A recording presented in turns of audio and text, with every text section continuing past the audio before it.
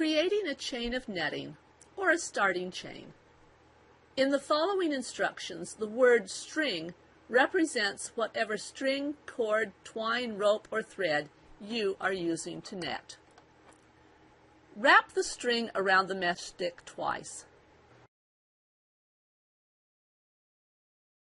Tie a knot at the top of the mesh stick. I tie a square knot here.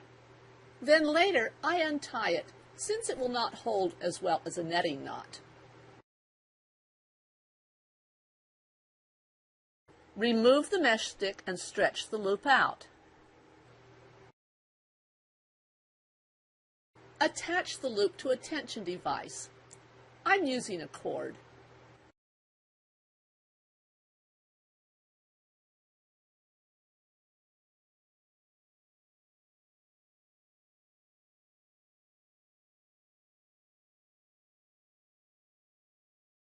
Be sure the knot is on the left side of the loop.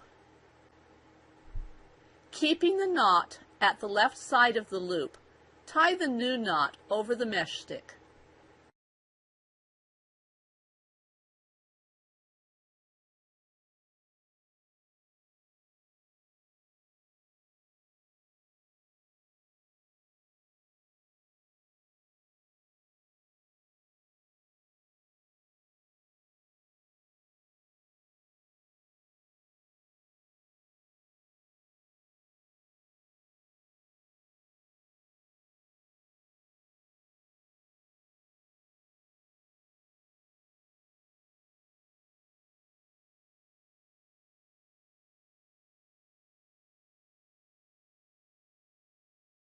The new knot will be at the bottom of the loop, and the old knot will be on the left side of the loop.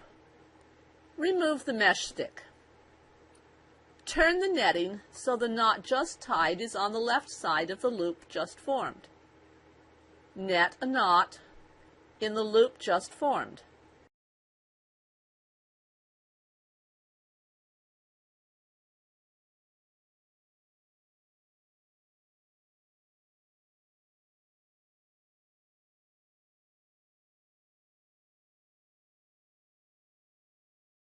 The new knot will be at the bottom of the loop, and the old knot will be on the left side of the loop. Continue removing the mesh stick, turning the netting, and tying a new knot.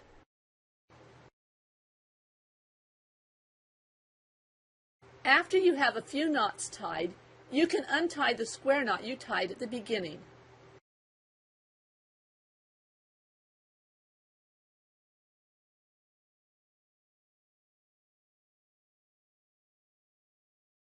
Then reattach the net chain to the tension device and continue netting the chain. You will need twice as many loops or knots tied as you would if you were tying the first row directly onto the foundation loop. To count how many loops have been formed, stretch the meshes out. When you spread it out, you will see that there is a loop and a knot on one side of the chain, and a knot and a loop on the other side of the chain. I usually count the knots, though you can count the loops if you want. For example, if I wanted 6 loops in my row, I would need 12 knots tied, or 12 loops formed. Once the chain is completed, it's time to attach row 1 to the foundation loop.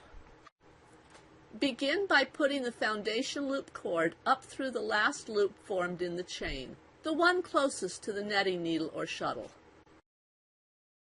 Find the next loop on the same side of the knots and put the foundation loop cord through that loop. Continue doing this until all the loops on one side of the netting are on the foundation loop cord.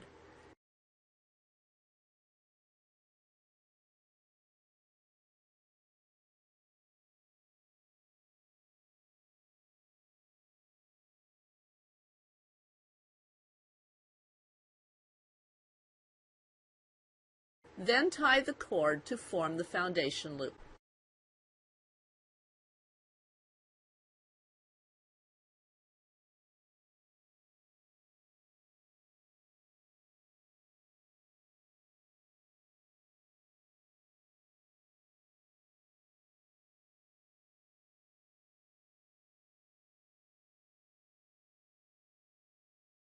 Let's look at the netting once the starting chain is attached to the foundation loop.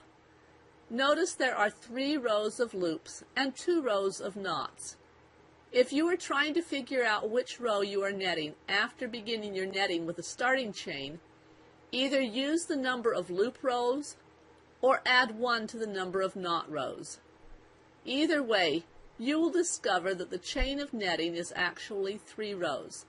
Because the net chain forms 3 rows of netting, be sure that your pattern has 3 rows of plain netting at its beginning before starting your project with a chain of netting. You are now ready to move on to row 4 of your instructions.